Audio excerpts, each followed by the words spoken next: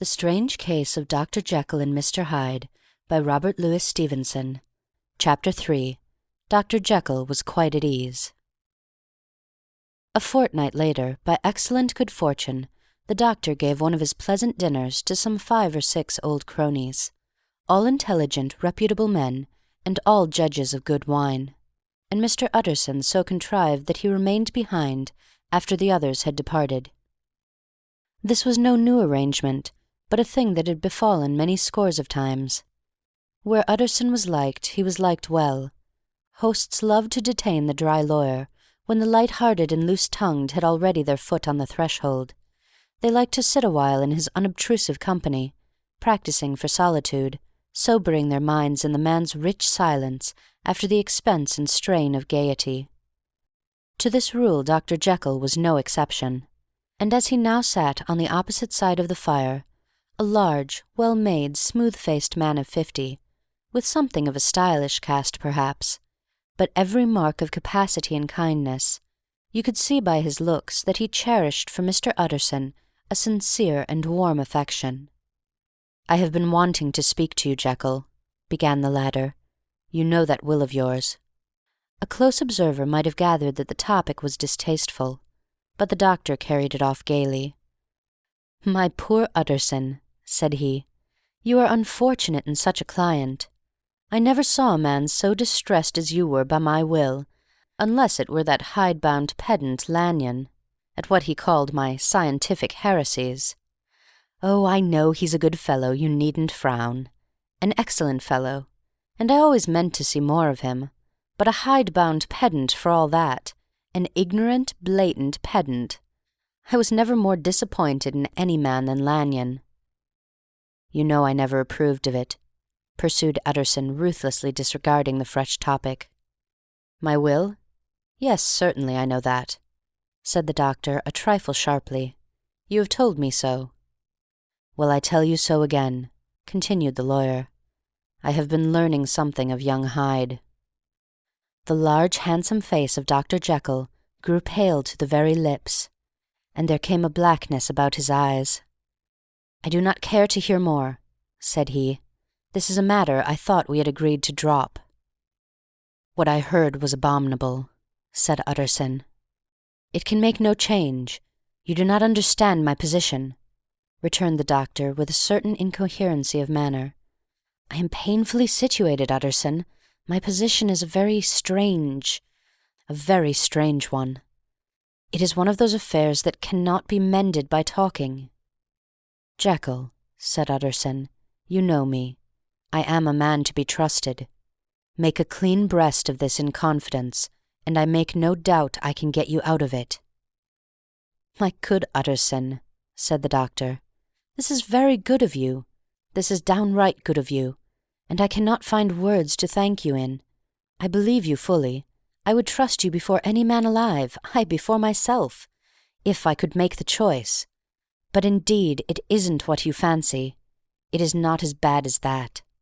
And just to put your good heart at rest, I will tell you one thing. The moment I choose, I can be rid of Mr. Hyde. I give you my hand upon that, and I thank you again and again. And I will just add one little word, Utterson, that I'm sure you'll take in good part. This is a private matter, and I beg of you to let it sleep." Utterson reflected a little, looking in the fire.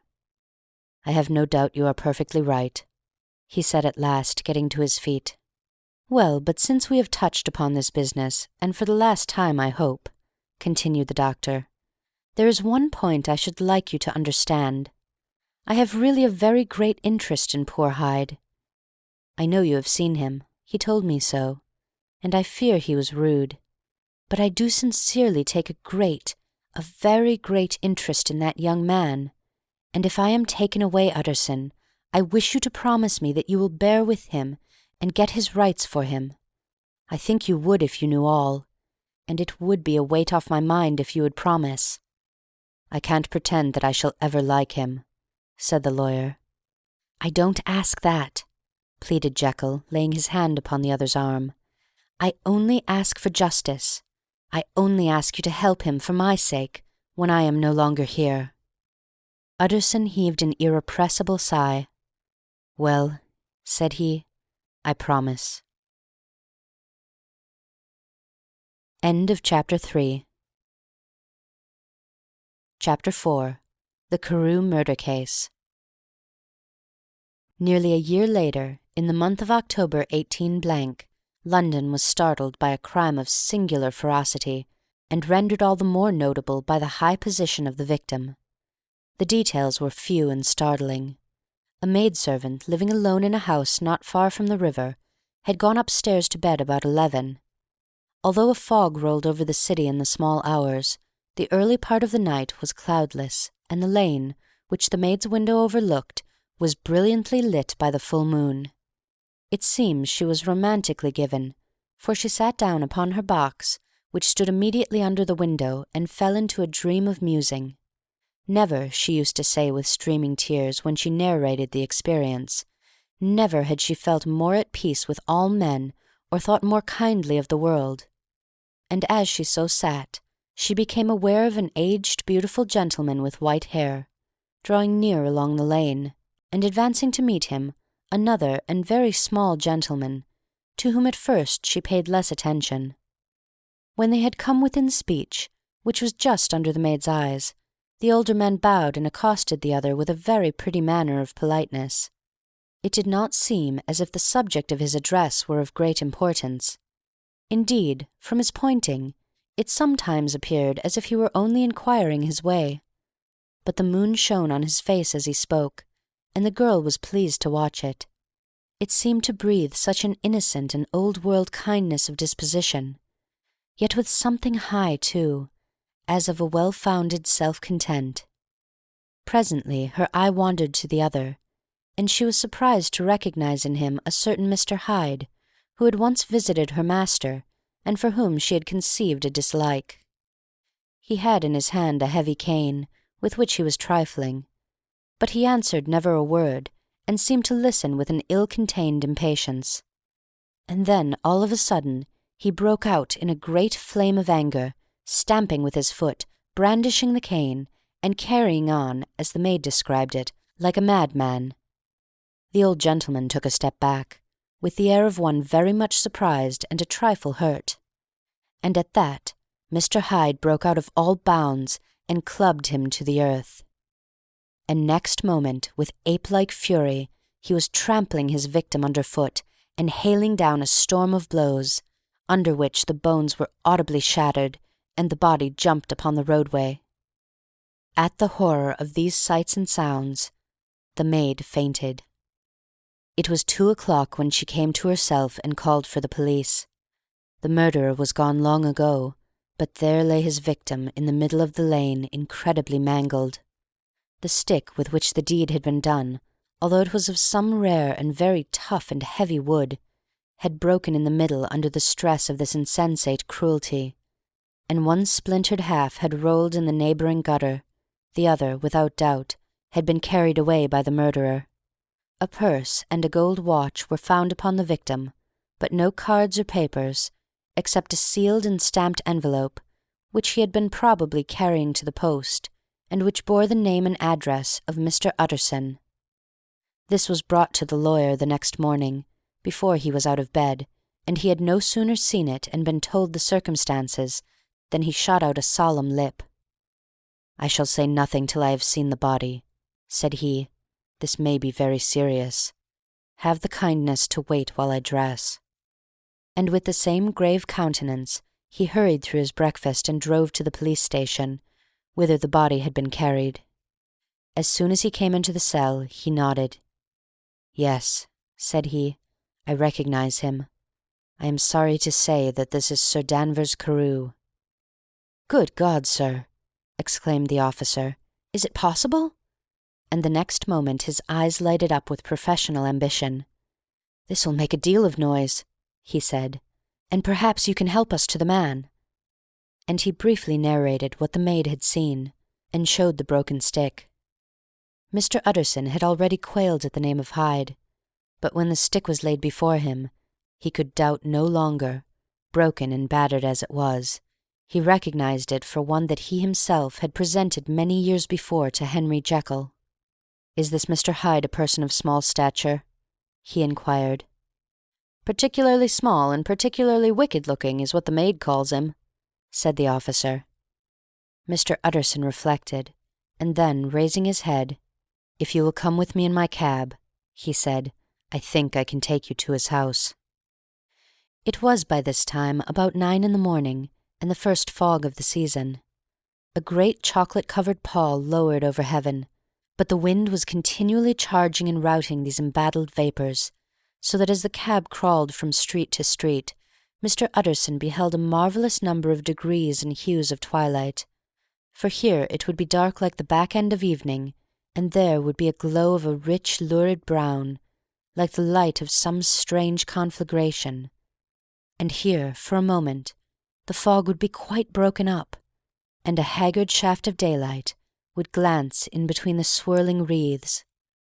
The dismal quarter of Soho seen under these changing glimpses, with its muddy ways and slatternly passengers, and its lamps, which had never been extinguished or had been kindled afresh to combat this mournful reinvasion of darkness, seemed, in the lawyer's eyes, like a district of some city in a nightmare.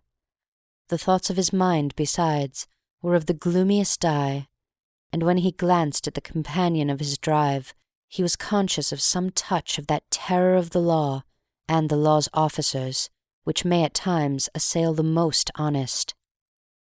As the cab drew up before the address indicated, the fog lifted a little and showed him a dingy street, a gin palace, a low French eating-house, a shop for the retail of penny numbers and twopenny salads, many ragged children huddled in the doorways, and many women of many different nationalities passing out, key in hand, to have a morning glass. And the next moment the fog settled down again upon that part, as brown as umber, and cut him off from his blackguardly surroundings. This was the home of Henry Jekyll's favourite, a man who was heir to 250,000 sterling. An ivory-faced and silvery-haired old woman opened the door. She had an evil face, smoothed by hypocrisy, but her manners were excellent. Yes, she said, this was Mr. Hyde's, but he was not at home. He had been in that night very late, but he had gone away again in less than an hour. There was nothing strange in that. His habits were very irregular, and he was often absent. For instance, it was nearly 2 months since she had seen him, till yesterday. "Very well, then, we wish to see his rooms," said the lawyer, and when the woman began to declare it was impossible, "I had better tell you who this person is," he added. "This is Inspector Newcomen of Scotland Yard." A flash of odious joy appeared upon the woman's face. "Ah," said she, "he is in trouble. What has he done?" Mr. Utterson and the inspector exchanged glances. "He don't seem a very popular character," observed the latter. "And now, my good woman, just let me and this gentleman have a look about us." In the whole extent of the house, which but for the old woman remained otherwise empty, Mr. Hyde had only used a couple of rooms, but these were furnished with luxury and good taste. A closet was filled with wine, the plate was of silver, the napery elegant, a good picture hung on the walls, a gift, as Utterson supposed, from Henry Jekyll, who was much of a connoisseur, and the carpets were of many piles and agreeable in colour. At this moment, however, the rooms bore every mark of having been recently and hurriedly ransacked. Clothes lay about the floor, with their pockets inside out, lock-fast drawers stood open, and on the hearth there lay a pile of grey ashes, as though many papers had been burned. From these embers the inspector disinterred the butt end of a green cheque-book, which had resisted the action of the fire. The other half of the stick was found behind the door, and as this clinched his suspicions, the officer declared himself delighted. A visit to the bank, where several £1,000s were found to be lying to the murderer's credit, completed his gratification. "You may depend upon it, sir," he told Mr. Utterson.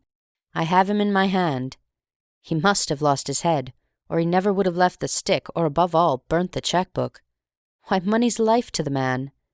We have nothing to do but wait for him at the bank and get out the handbills."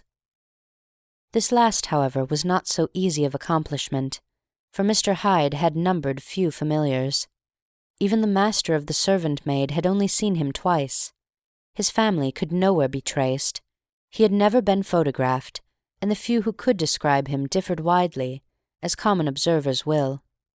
Only on one point were they agreed, and that was the haunting sense of unexpressed deformity with which the fugitive impressed his beholders.